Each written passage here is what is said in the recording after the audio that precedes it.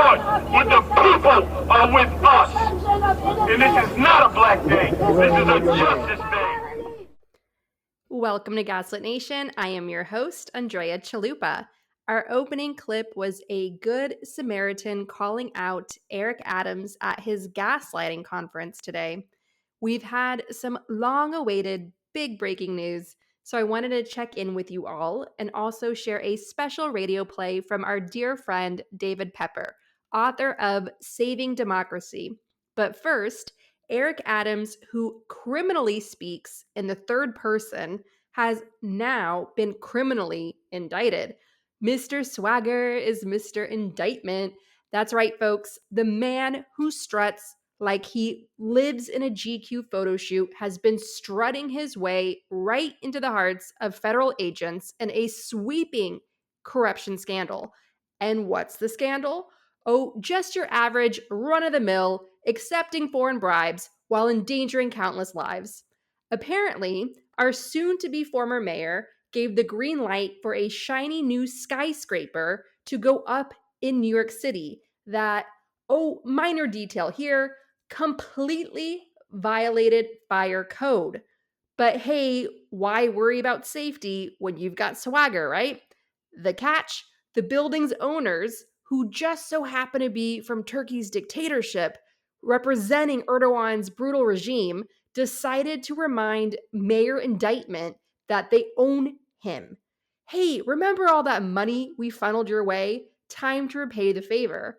And Adams, like a loyal Trump clone, came through for them. It's all laid out in the indictment, released today, which I'll link to in the show notes. There's a deeper story here, and I'm putting together a special episode for Gaslit Nation to dive into the toxic swamp of corruption that's been dragging New York City down. While Adams is out rubbing elbows at exclusive clubs with the super rich and the ultra Republican, the rest of us are left grappling with underfunded schools, libraries threatening to be closed, and over policing. And I hate to say it, but I called it all from the start when Adams celebrated his mayoral race victory by dining at Rouse, one of New York's most exclusive restaurants, surrounded by his favorite Republican goon squad. I knew at that moment Eric Adams was a Republican plant. He was a registered Republican for years in the late 90s and early 2000s. He lied. He comically lied. Like, I will link to it in the show notes about living in Brooklyn. He partied with the 1% in insanely exclusive private clubs that, quite frankly, should not exist because they're all crime scenes, while starving essential resources of funding. He forced asylum seekers out on the streets. He exploded the NYPD budget and defended officers, shooting 4 people, including a fellow officer, during a mental health crisis in a subway. New York was ground zero of the pandemic in America. We were thrust into an economic and mental health crisis. We have not recovered. People don't have the services they need, so they get shot instead by the NYPD. Tax cuts for the rich, starvation for the rest of us, and more police with guns to keep the desperate masses in check. That's Eric Adams and all the rich, powerful white people that helped him come to power. How did this happen? Well, there's just a lot of corruption in New York City, as we know, because Donald Trump came from here, and the resources are thin to fight it all. But we have a long history of this spiritual battle, fighting for not just the soul of our city, but the very soul of America. And furthermore, as I've been saying on Gaslit Nation for years, that mayoral race, Andrew Yang, media grifter who had no business running for mayor, who doesn't even know what a bodega is. He did a whole video in a fancy deli with like beautiful lights from West Elm saying, "Oh, I love the bodegas of New York." That's not a bodega. A bodega has like a one-eyed cat that everyone loves. and it's got its own little unique character for that neighborhood. Anyway, so we were all in fear of Andrew Yang, media grifter, sucking all the oxygen in the room and buying his way into becoming mayor. So all of us were sort of united to stop that. And so Eric Adams just eked through, hardly scrutinized by the mainstream media because the attention was on Andrew Yang. And now Andrew Yang is writing, "Oh, I'm shocked." Well, were you in on it, Andrew Yang? Were you supposed to be the shiny object that distracted everyone, that media personality, so that Eric Adams could then fly under the radar for most mainstream media and most groups in New York? I mean, there are wonderful experts who had his number from the jump. He's been at this for a long time now. I think the indictment goes back a decade. This is all breaking news, so there's a lot to dig through. But yeah, and so that was why it was like all hands on deck to stop Andrew Yang. And I'll go into some other reasons why. But I just wanted to give you a quick update on this, and I'll do a bigger deep dive that I've been working on Eric Adams with a special focus on where the Kremlin fits in on all this, because obviously where there's a politician that can be bought off, the Kremlin is there. You know the Kremlin is there. So here's the current state of things in New York City. According to Nolan Hicks of New York Magazine, New York has no permanent police commissioner. The health commissioner is quitting. School's chancellor, enmeshed in scandals, retiring, and on and on and on the list goes. It's just chaos. And Eric Adams has been waging a war against the New York City Council. Why? Because like Trump, he doesn't appreciate the system of checks and balances. He wants to consolidate power in his hands to enrich himself and enrich his cronies. So New Yorkers, you have to understand that Eric Adams put on the ballot this year. This is so important. You have to understand what you're voting for.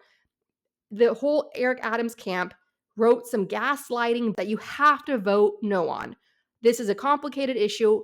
Go to the show notes. I'm going to put it right there at the top as a New York City voting guide. Read through it. Be so educated on this. This is not the last time I'm going to talk about it. I'm going to be beating this drum all through election day, New York City. It is so important for us to vote. So stop like blue state and red state bullshit when none of that exists.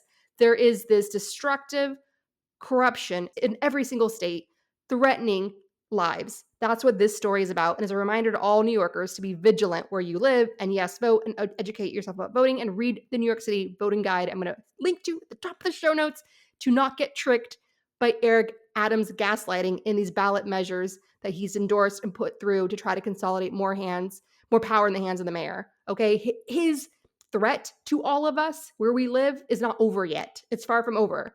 As of this recording on September 26th, he is yet to resign. Like this, Mr. Swagger is not going to resign. He's going to try to cash in on this. And where did he go when the big news dropped that the feds are coming for him and finally nailing that big whale? He was in one of his private members only club, which has a membership fee that's most people's salaries. Okay. So let's get back to it. I want us to all stay grounded, and I want to go through 3 very important points about this breaking news. Number 1, New York City has always been a place of extremes. On one side, Wall Street and its dark history of profiting from slavery, as I've covered before in Gaslit Nation.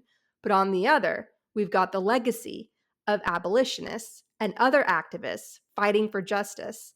Even back in the 1930s, 20,000 Nazis gathered at Madison Square Garden, but people like the legendary journalist Dorothy Thompson, one of this show's icons, stood up to them.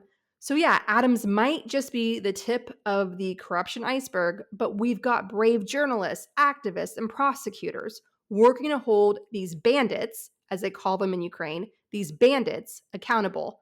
New York gave us Trump, but it's also the city fighting to stop him. New York led with Trump's first indictment and launched several successful investigations and court cases against him. And we're not over yet. We're still fighting tooth and nail for those. There's just a fire hose of corruption out there, and eager foreign adversaries so excited to take advantage of it all. And that's why Gaslit Nation exists. Point number 2 I want to make on this big breaking story, and again, we'll do a deep dive on all this later with a focus on where the Kremlin fits in. Adams became mayor because he was the right kind of Black candidate, meaning one who wouldn't challenge the corrupt system. Meanwhile, My number one choice, endorsed by Gaslit Nation, was civil rights attorney Maya Wiley, who would have rocked the boat by making people's lives better and forcing the rich to pay their damn taxes. Maya, of course, lost that race. It's a grim reminder of which non-white people get rewards and who gets shut out simply for standing up to power. Finally, point 3, progressives. I love you so much. This is your wake-up call for 2025. If you don't consolidate your power behind a single candidate, we'll end up with another disaster. I'm looking at Brad Lander and Zellner Myrie as the strongest contenders. We can't have a dozen progressive candidates running for mayor, splitting the vote, while someone worse slips into office. Be strategic, or we'll have another Republican plant in power. Now, to shift gears, Trump's back at it, playing puppet for Putin. At a rally, he practically, as he always does, gift wrapped Ukraine for the Kremlin. And as expected, his MAGA crew fell in line. Here's a clip from Trump's rally this week in North Carolina, as Zelensky was touring America, thanking us for our support. They just don't know what to do. They're locked into a situation. It's sad. They just don't know what to do because Ukraine is gone. It's not Ukraine anymore. You can never replace those cities and towns, and you can never replace the dead people, so many dead people.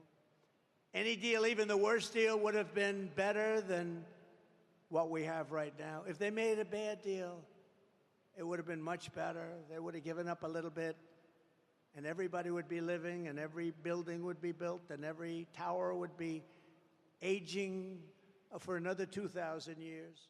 Speaker Mike Johnson, who delayed Ukraine aid for 6 critical months, giving Russia the advantage on the battlefield, then pulled a Lev Parnas stunt, accusing this week Ukraine's ambassador to the US of election interference. Johnson even demanded that President Zelensky fire Ambassador Oksana Makarova for organizing a visit to a Pennsylvania factory so Zelensky could thank American workers supporting Ukraine's defense against a massive, brutal genocide. Gaslit Nation listeners, at our last political salon last Monday, you might recall that I warned of something like this happening. Let's be clear. Ambassador Makarova regularly works with both parties. This was routine, but MAGA Mike twisted it into some Kremlin-flavored conspiracy, echoing the very same smear campaign longtime Kremlin operative Paul Manafort used against my sister, Alexandra Chalupa, who was a consultant for the DNC, who warned Democrats, Republicans, the media, anyone who would listen, that if Paul Manafort was running Trump's campaign in 2016, that meant the Kremlin was running Trump's campaign. And she was right. The Mueller report, the bipartisan Senate intelligence report, and so many investigative reports and books vindicated her. And what Mike Johnson did by attacking Ukraine's US ambassador, it's also eerily similar to what Trump and his goon squad did to former US Ambassador Marie Yovanovitch, intimidating and criminalizing people simply for doing their jobs. The Kremlin's influence is now entrenched in the highest levels of American politics, and we are in a war of attrition, America, both abroad and at home. And yes, Republican plants like Eric Adams, who perpetuate corruption, are making things worse by aiding this assault on our democracy. The stakes could not be higher. So stick with us because we are going to keep following this thread. The corruption is deep and it's all connected. And of course, if you want to support our work, join us for one of our political salons or phone bank events. We've got to keep the pressure on, folks. If you want to join our next political salon, they are every Monday at 4 p.m. Eastern over Zoom. Be sure to subscribe at the Truth Teller level and higher. And to supporters at the Democracy Defender level and higher, be sure to get your questions in for our next Q&A bonus show. Thank you to everyone who supports Gaslit Nation. We could not make this show without you. Discounted annual memberships are available, and I will see you all in our victory chat on Tuesday night, October 1st, as we watch the VP debate of Coach Walz versus the Kremlin, JD Vance. And again, that same day, as a little fun warm-up, we have a live taping at noon Eastern with investigative journalist Greg Palast to walk us through MAGA's assault in trying to steal the 2024 election out in the open and what can be done about it. So drop your questions in the chat for that. If you can't make the taping, if you're on Patreon, send me the questions in advance, and I will see you at the live taping. I will see you in the victory chat, group chat on Patreon on the night of the VP debate, as we see Coach Walz pants JD Vance before the eyes of the world. It's going to be beautiful. Obviously, I'd prefer to see him in prison for being an unregistered foreign agent, but I will take this at least as a form of therapy until we finally do get the justice that we are demanding and deserve. Up next, we've got a powerful radio play from the great David Pepper, Project 2025, Up Close and Personal. David will be this week's guest on our bonus show out Saturday morning to discuss resistance art and how we can fight back against the authoritarian takeover of so-called red states like Florida, Ohio, and Missouri, where elements of Project 2025 are already destroying lives. To fight back, join me and fellow Gaslit Nation listeners for Phone Banks with Sister District every Wednesday in October at 6 p.m. Eastern, and again on October 17th at 7 p.m. Eastern with Indivisible, as we make calls for critical races in battleground states. Every phone bank party opens with a brief training. It's easy, it's fun, and it makes a difference. I would not talk about it so much if it does not make a difference. Now, without further ado, here's a powerful chapter of David Pepper's new series, Project 2025, Up Close and Personal, a chilling look at the dangers of Trump's Project 2025 and coming soon to where you live if he steals this election. It begins with the story of Eve, a nurse struggling with infertility treatments, a story inspired in part on the real-life crisis of Ashley Cousins, who is running for the House of Reps in Missouri. I'll link to her story in the show notes. This special radio play features the talent of the brilliant actress J. Smith Cameron. It's chapter 2 in a series looking at Project 2025 come to life. You can find more episodes at trumpsproject2025pod.com.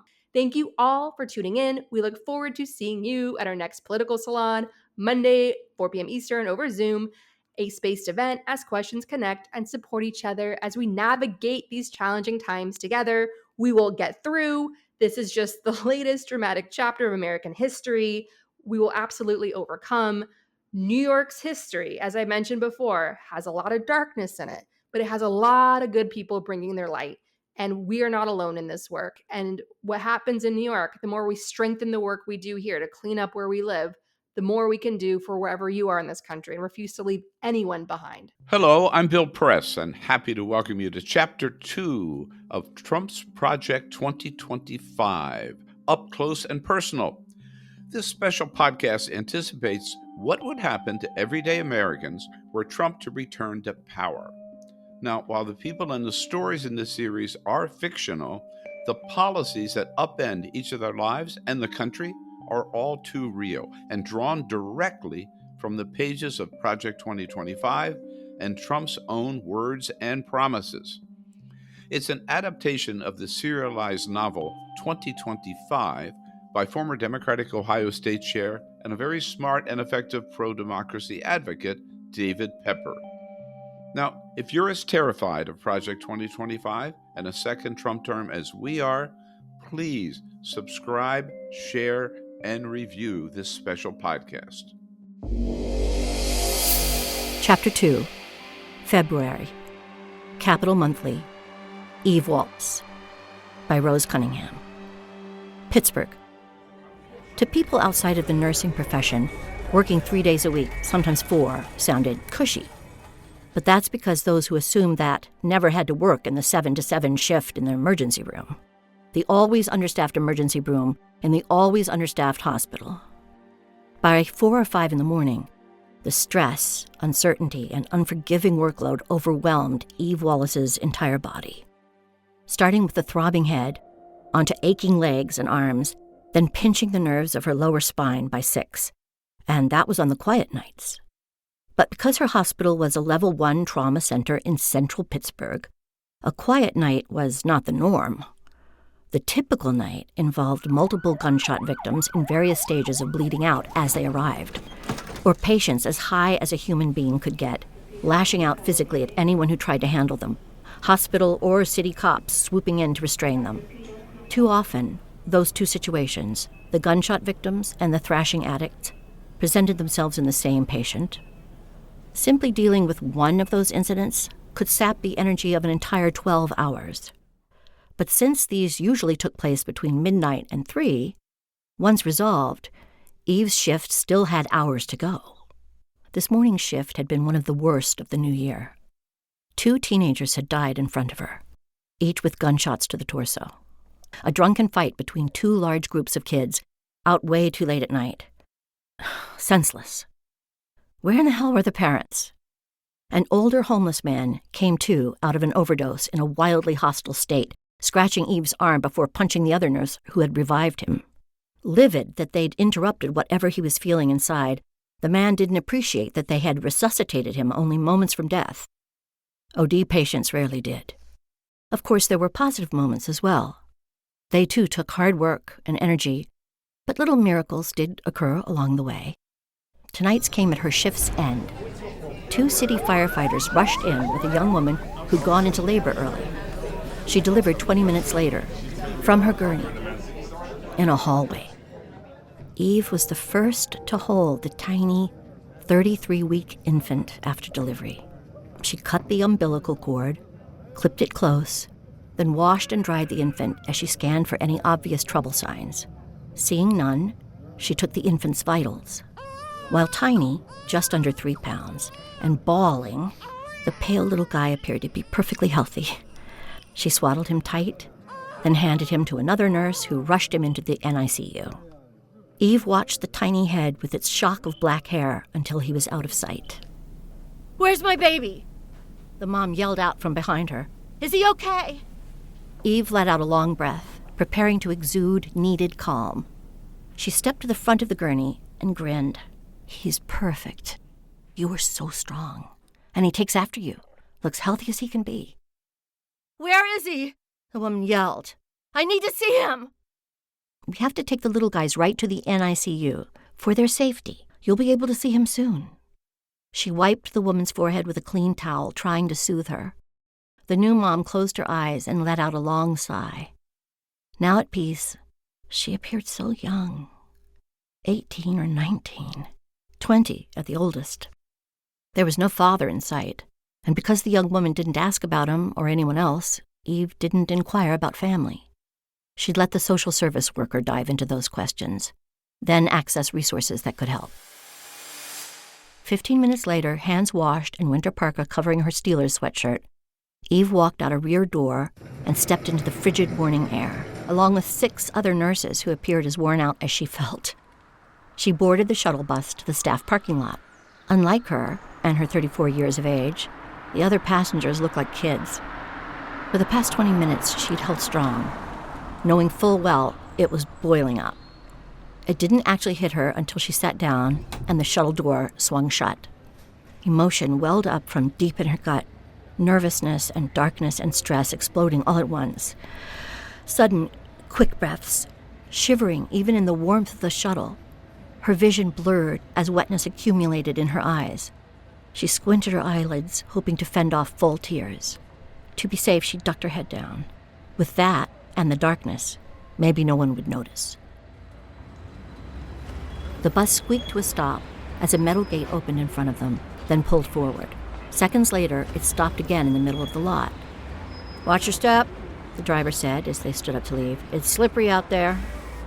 A breeze chilled her as she stepped carefully toward her gray Chevy Malibu, parked in the same corner as always.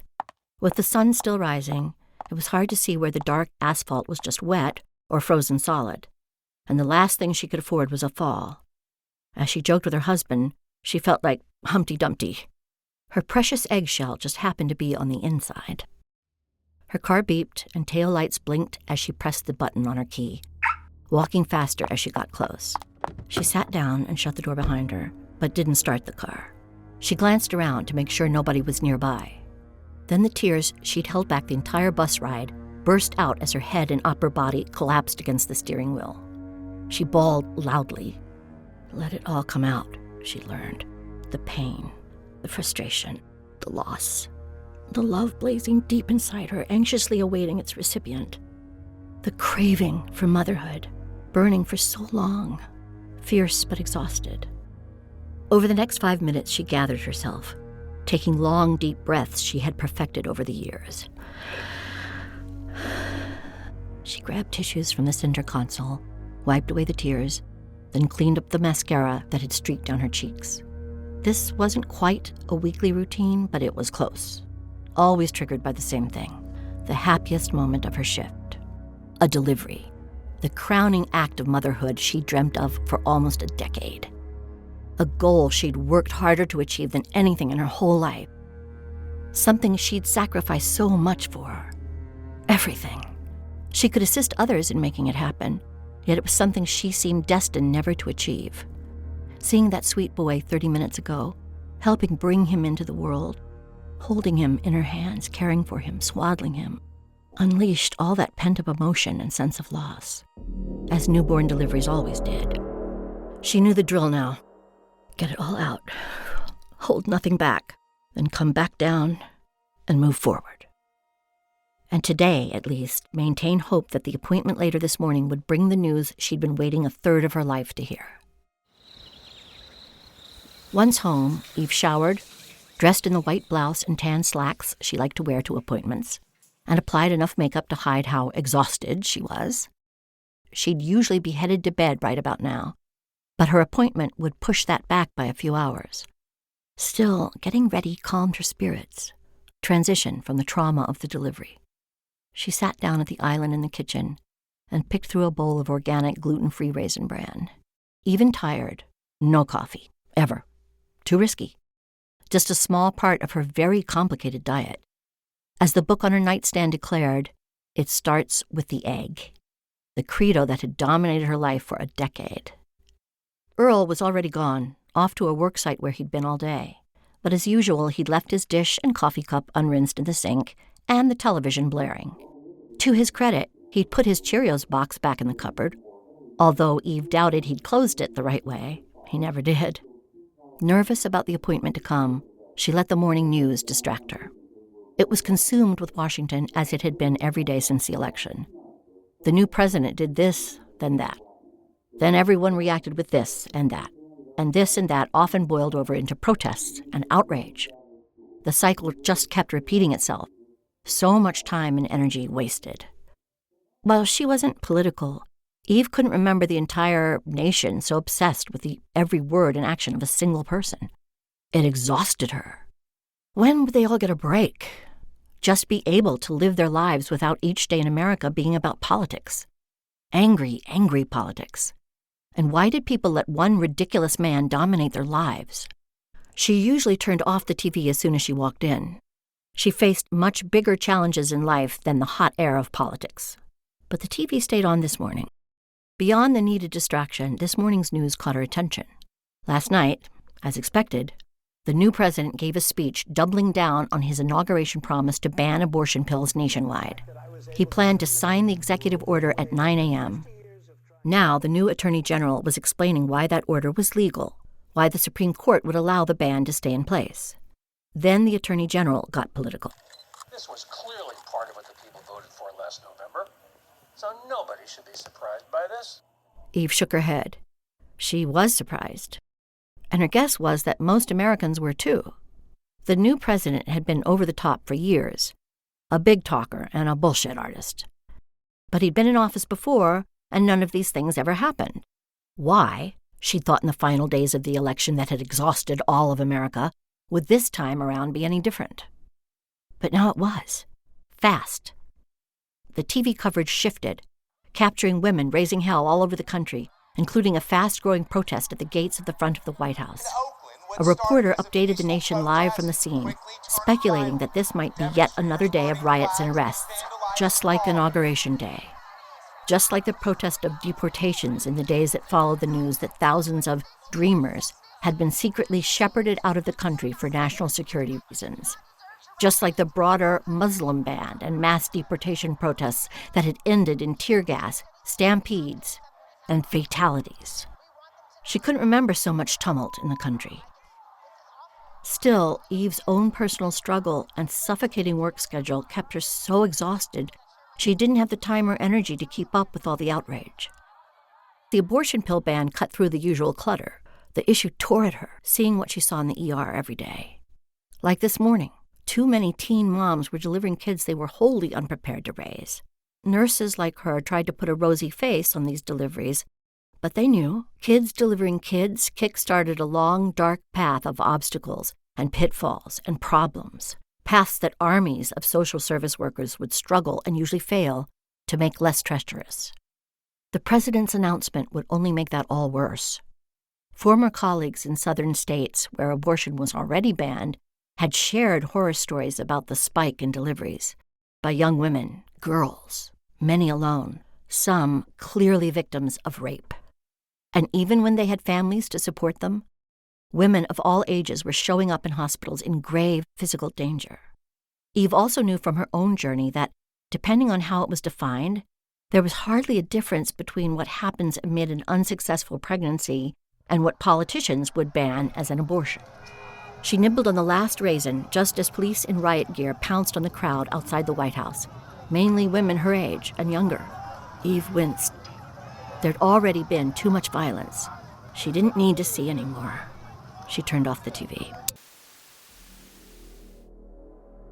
Eve's heart fluttered as soon as she pulled out of the driveway, slick from a thin layer of snow. She'd made this drive so many times, playing loud music to contain her anticipation on the way there, then usually shedding tears in silence on the way home. The emotional roller coaster used to play out for far longer when she'd head there from outside Altoona, 2 hours each way for appointments that usually lasted 15 or 30 minutes. She and Earl had loved small-town life and missed Altoona, but the long, frequent drives and the need for better insurance had prompted their move back to Pittsburgh 4 years ago. As much as she'd grown accustomed to the cycle over the years, the tough appointments still devastated her each time. Actually, they hit harder over time. Not immediately, because her expectations for each appointment had diminished. But in the hours or days that followed, as the reality set in, so too did despair. The clock was ticking. The odds were declining. Whatever wasn't working really wasn't working. Was it even worth it to keep trying? Was she nuts for still trying, for clinging to her dream? Yes, there had been hopeful appointments over the years.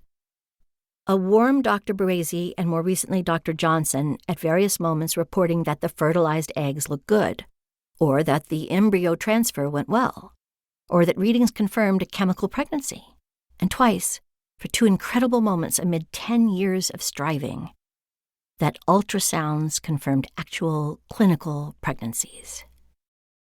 But inevitably, a later call or appointment had always intervened, extinguishing that faint glimmer of hope. The fertilized embryos became non-viable. Not enough HCG meant that the chemical pregnancy had ended. And after those 2 clinical pregnancies, later ultrasounds delivered the toughest news of all. On the first, only an empty gestational sac remained. It was over. On the second, the ultrasound detected an ectopic pregnancy, requiring a medical abortion to protect Eve's life. After each of those meetings, after the tearful, silent, and slow ride home, she and Earl would commit to start over. Even if expensive and painful and exhausting, starting over was their only hope. So after halting the meds, enduring grueling days or weeks as the tissue and clots from the failed pregnancy passed out of her, and finally getting another green light from the doctors, she and Earl always started over. Sometimes starting over meant using one of the frozen embryos that remained. Other times they had to go back to square one, stimulate another round of eggs to be retrieved, as the doctors called it, then fertilized, which meant 14 days of daily shots, of burning and bruising to her belly and hip, then back to the stirrups for another retrieval of another round of eggs, then fertilization, new embryos, yet another transfer, then all the meds needed to maximize success. On and on and on, every several months, for 10 years, occasionally taking a longer break to regain their strength and resolve, and to scratch together the funds needed to pay for it all, or to change jobs outright for new insurance. Like any nurse, like Eve herself, the nurse who scheduled appointments tried to maintain an even tone on those calls. But years ago, Eve had learned to detect the tiniest hints at what was to come. When they'd hung up last week, the slight lilt in the nurse's voice contrasted with the usual monotone endings of these scheduled calls. It left Eve with hope that this time, for the first time in a year, they were off to a good start.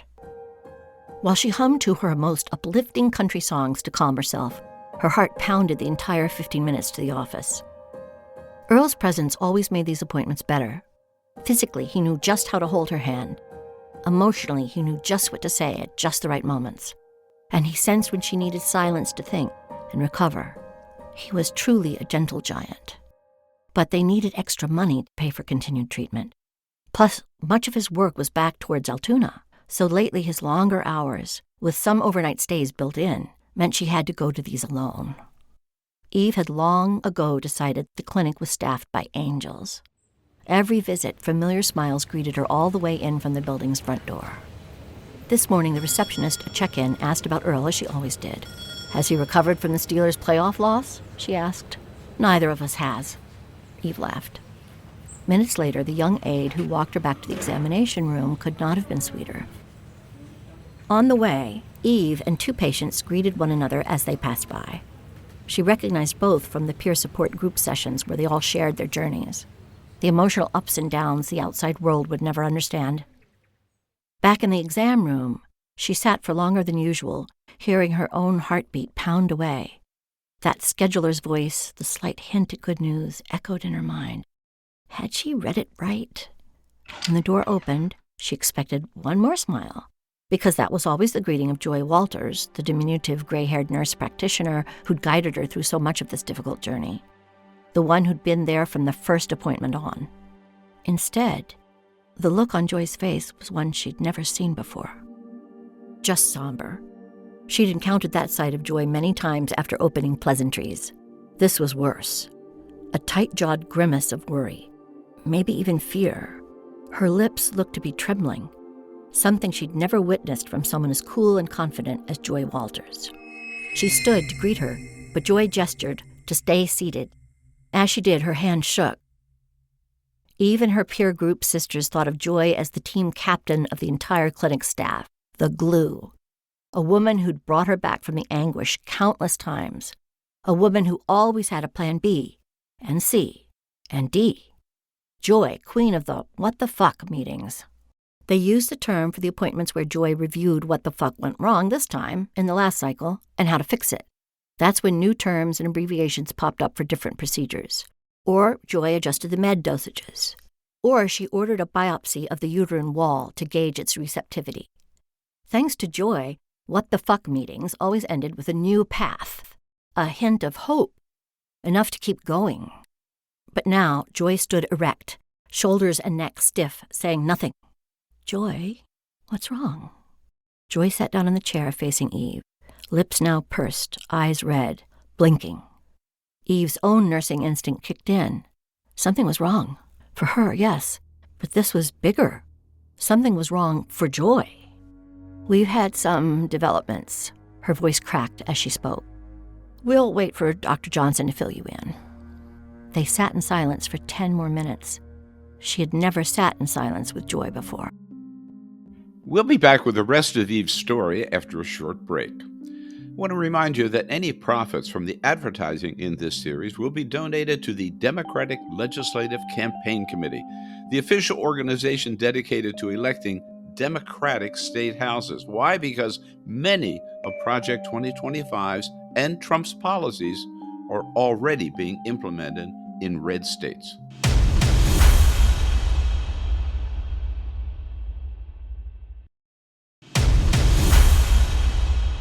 Now, please stay tuned after the episode when the author David Pepper ties each of the story elements back to specific references in Project 2025 and Trump's own words.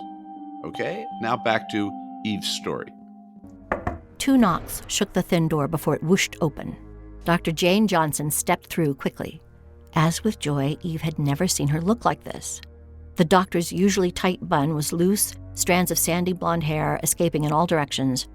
Her eyes were red, with a smudge below them indicating she'd been crying. She sat down next to Joy. "Can we call Earl?" Eve felt her stomach roll.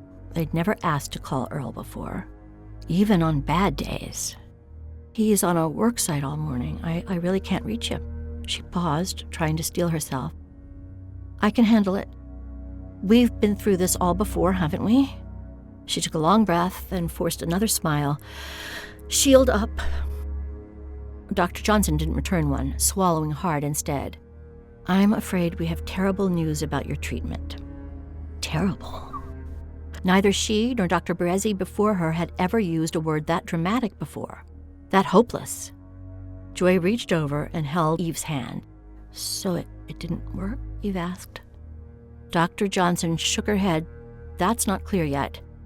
You remain chemically pregnant, although the levels aren't where we'd like them to be. The next few days will tell us the story." To a jaded Eve, this was nothing new. Both Dr. Johnson's look and words signaled another failure and the need for a new embryo soon. But it was better than so many meetings at this stage, where the HCG level had plummeted, indicating the pregnancy was definitely over. "I'll live with that for now. So, what's so terrible?" "What's terrible," another visible swallow, "is that this is our last shot, and that we may even face jeopardy already." Jeopardy? Last shot? What in heavens are you talking about? Dr. Johnson's hands trembled as she reached for glasses in her front pocket. "Yes, I'm afraid so. We can't do any more transfers." The sentence hit like a punch to the gut. Embryo transfers were Eve's lifeline. Every one of Joy's backup plans, every new path coming out of those what-the-fuck meetings, involved another transfer. Plus, Eve's last round of stimulation had produced 6 embryos, now frozen, all available for transfer, which meant less overall pain and lower costs for some time, an open field of new tries. No more transfers essentially meant the end of her dream of motherhood. I don't understand." Dr. Johnson took out a piece of paper and mouthed words to herself. Whatever she was reading caused her to shake. "Eve, it's all about politics that I, too, don't understand. I just got off a national conference call with specialists and lawyers from all over the country. And we have to stop our work. Today. Here and around the country." "Stop? Why?" Eve asked, still confused. What's happening? Did you see those protests this morning? The president's announcement last night?" "I caught a glimpse of that getting ready. I can only watch so much of that stuff, but what does it have to do with me and what you do?" "Well, what we just learned is that the president's new order doesn't just prohibit abortion pills. It also bans fertility treatments that lead to what they call the death of embryos. And as you know from our years together," Eve closed her eyes as Joy squeezed her hand tighter. She was trying hard, but it didn't bring the comfort of Earl's. Eve so missed him right now. She suddenly felt lightheaded. Losing embryos is an inevitable part of our process. Under the new law, if we transfer an embryo to you and it doesn't survive, we're liable for manslaughter. If frozen embryos don't survive, same thing.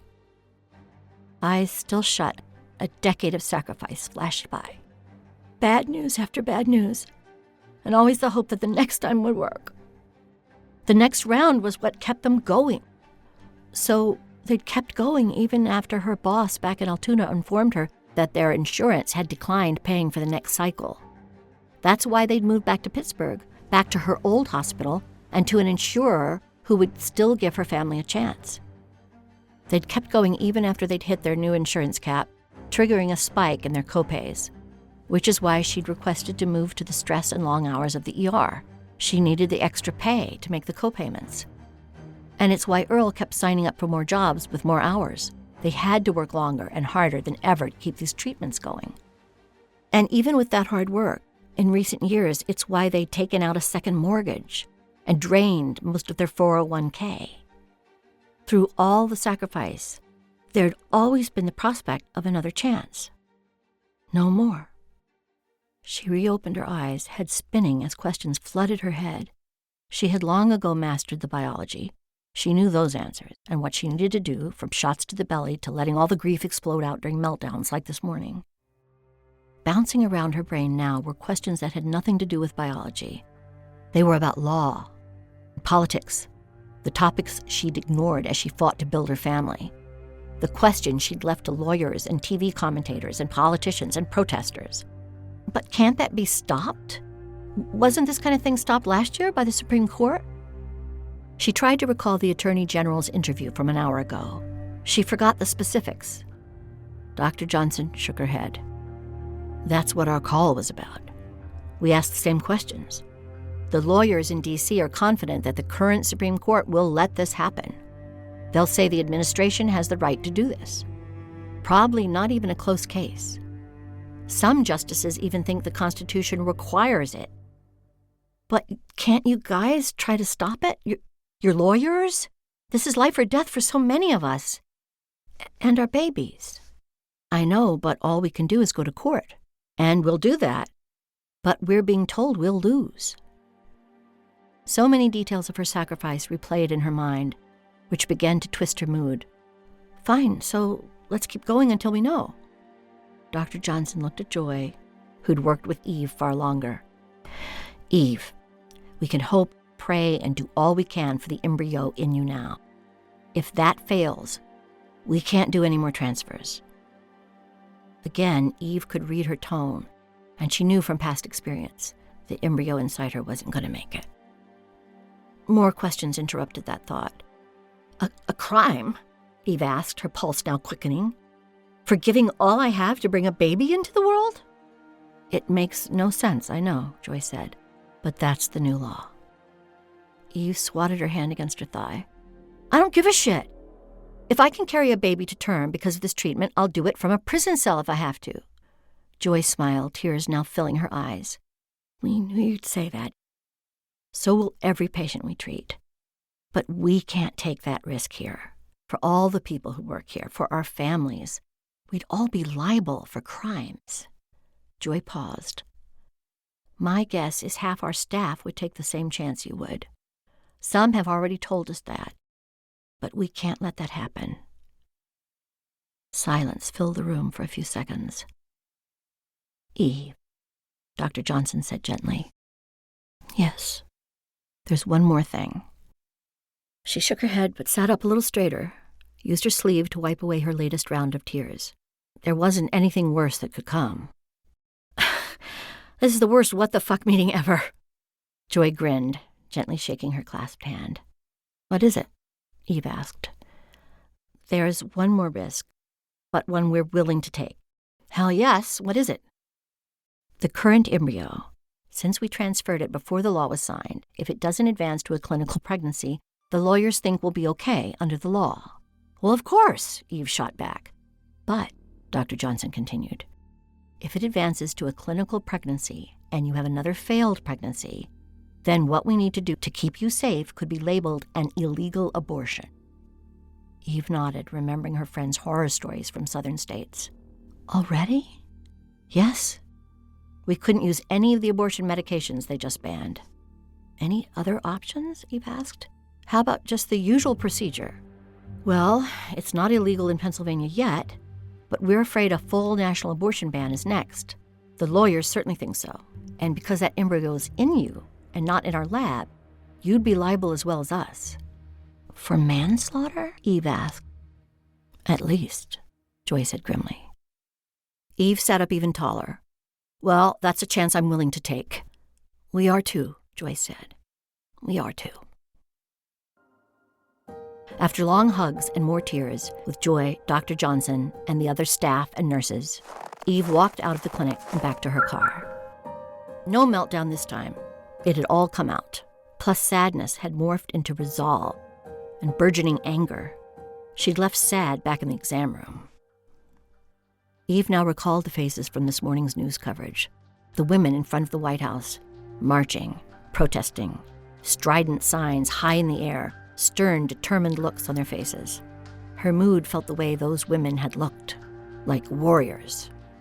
For 10 years, the obstacle she'd faced was a biological one, a small physical or chemical glitch within her own body that stood in the way of her dream. If that's what stopped her after doing everything in her power to overcome it, she was resigned to that. But this was different. As of this morning, the federal government of the United States was directly interfering with the most personal of decisions. Her decisions. Interrupting her years of commitment and toil and sacrifice to grow her own family, and threatening those trying to help her as if they were common criminals when they had been the most empathetic supporters and caregivers she'd encountered in her life.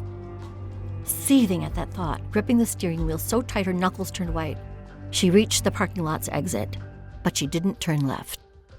While left was the way home, she dreaded the prospect of being home alone, confronting the end of her infertility road and the near certainty that the last opportunity now inside her was going to fail. Whether she stewed in the kitchen, the living room, in bed, it would be torture, so she turned right instead. Joy had mentioned that women were already gathering at the Allegheny Courthouse downtown. Suddenly, that felt like the right destination.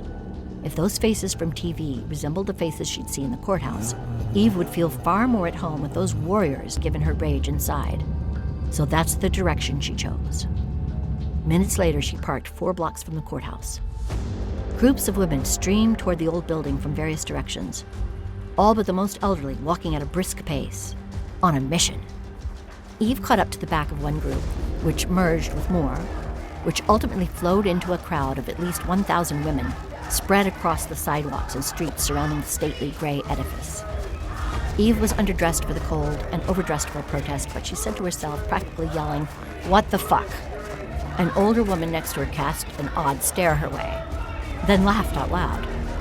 At one corner of the courthouse, volunteers were handing out signs declaring, "Bands off our bodies," and "My body, my choice, my freedom." Eve grabbed a large bands sign, then entered the throng. Women packed tight, facing the courthouse entrance. She raised the sign high over her head, shaking it up and down. There was no order to the protest, no agenda or speakers, no microphones or sound system, just a loud buzz of conversation and shouts, interrupted by a spontaneous series of chants initiated by those with the loudest voices. And the signs multiplied, all sizes and messages, many homemade. The chaos summed up how she felt. Anger and frustration and confusion all at once. What was happening to the country she lived in when the national government could reach all the way down to her Pittsburgh fertility clinic, then into her own body and end her quest for motherhood? A bunch of older men making decisions about what was best for her health and her family. As she paced around with her sign overhead, Eve ran into several of her infertility peer group sisters, the ones who shared the most intimate struggles and pains. Then they ran into some of the clinic staff who'd worked so hard to guide them through those struggles. Joy had let them leave early, they explained. They marched together, growing in size, beckoning over to others whom they recognized. And amid tears and hugs, her group grew bolder, louder. The steely eyes and clenched jaws now resembled the warriors from the morning's White House protest. She didn't know who started it, but one of her peer group members, one who'd been getting treatment almost as long as she had, started a new chant. "What the fuck? What the fuck? What the fuck?" What the fuck is right, thought, the perfect question. She immediately started shouting the same words. What the fuck? What the fuck? What the fuck? Other peers and staff joined her immediately. What the fuck? Nearby protesters looked over, confused at first. Eve didn't care. She yelled even louder. Those not navigating infertility wouldn't understand. But soon enough, confused looks faded, and the onlookers joined in too. What the fuck? Eve, and clearly all those around her, the 3 words captured what they felt more than any chant they'd heard. For 2 more hours, until courthouse deputies broke the crowd up, that short chant was all they yelled. Thousands of women. Same 3 words. Top of their lungs. What the fuck? What the fuck? What the fuck?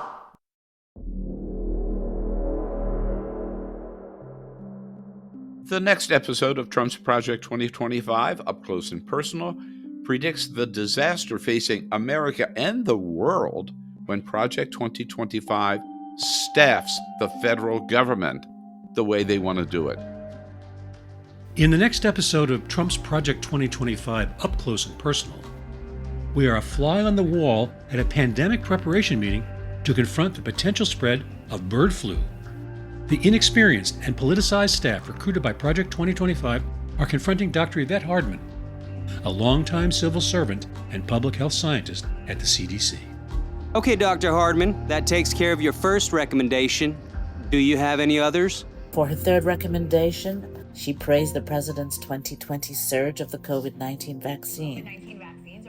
Chip smirked and waved his hand. Vaccines! Oh, you won't be doing that again this time. All but two around the table laughed out loud. I will not give 1 penny to any school that has a vaccine mandate or a mask mandate. In just 4 years, the same president had entirely reversed his stance on vaccines, and his new crew reflected that.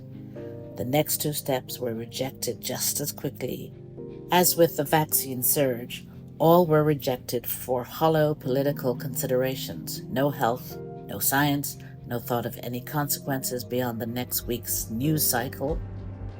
If the nation were watching this meeting, they'd be horrified. Trump's mishandling of the COVID-19 pandemic killed hundreds of thousands of Americans. It will only be worse in a second Trump administration, and administrations staffed with unqualified political hacks by Project 2025. That story, and a profile of a Project 2025 recruit leading a key department at the CDC, in the next episode of Trump's Project 2025 Up Close and Personal.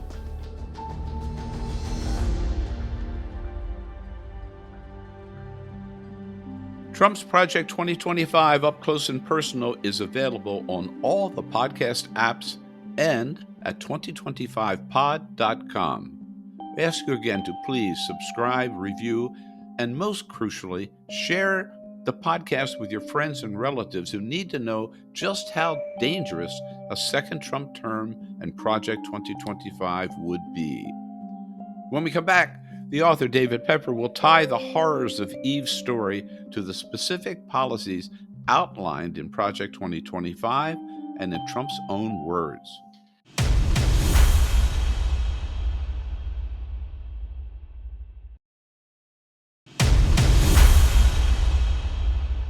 Now, we want to remind you once again that while Eve's story is fictional, it is based on actual policies in Project 2025 and on Trump's own words. Here's the author, David Pepper, with the specific references. Author's note, David Pepper. Project 2025 directly risks the reproductive freedom of American women and the self-determination of families. Project 2025 would politicize the Department of Health and Human Services, HHS, as well as the Food and Drug Administration, the FDA. And the plan spells out that the clear purpose is to, quote, maintain a biblically based, social science reinforced definition of marriage and family, end quote.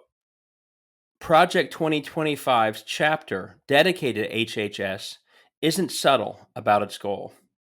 On page 450, Project 2025 enunciates the top priority of the Department of Health and Human Services.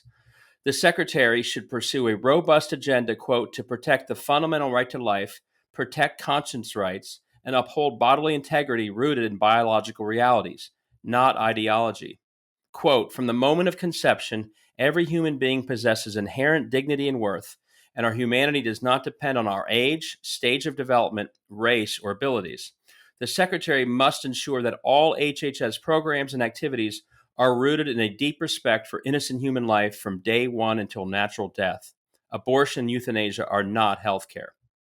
Along those lines, on page 458, the plan calls for the FDA to ban abortion medications, including mifepristone, because the drug, it says, has, quote, proven to be dangerous to women and by definition fatally unsafe for unborn children, end quote.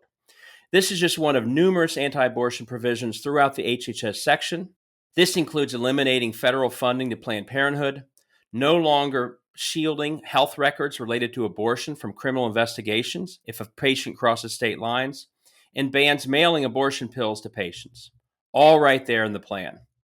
But there's no reason to think that once the FDA starts banning abortion medications along the lines that they are, quote, fatally unsafe to unborn children, that they would stop there when their goal is to protect what they call life after conception.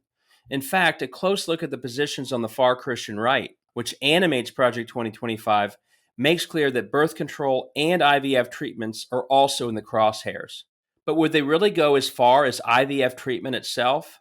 You be the judge. First, the clear and consistent definition of conception, which Project 2025 explicitly sets as the starting point of life on page 450, is the moment an egg is fertilized to become an embryo. Medical News Today writes this, quote, people usually define conception as the moment when a sperm fertilizes an egg. This can happen inside the body or outside of the body when people are using IVF, end quote. So Project 2025 declares right up front that it believes that from, quote, day one, embryos comprise, quote, innocent human life. And HHS's top priority under Project 2025 is to protect them. Once conception becomes that starting point, the threat to IVF is clear. For example, you get a ruling such as the recent one from the Alabama Supreme Court, which found that frozen embryos created during the IVF process should have full personhood rights, to quote Politico. But to see how serious they are, let's dig even deeper. What animates this deeper opposition to IVF? The Heritage Foundation, the very institution quarterbacking Project 2025, could not be more clear about its views on IVF. On one article on its website, quote, it is past time for Protestant denominations to carefully examine the use of assisted reproductive technologies, namely IVF and surrogate motherhood, end quote. The article then quotes the Bible as its guide through this examination, concluding, quote, any procedure or treatment that destroys or violates the dignity and life of an embryo is morally and theologically abhorrent, end quote. The article also explores the cause of infertility, saying, quote, infertility is a byproduct of sin entering the world, end quote. In another article, Heritage goes further, quote, it is God who opens and closes the womb. He is the only one with power to open ours today. God does not promise that every person will bear biological children, end quote. Another quote, when people try to produce children in their own power and control, Scripture calls such work vain, end quote. Again, this is all from the Heritage Foundation. It's on their website, just a few clicks away from Project 2025.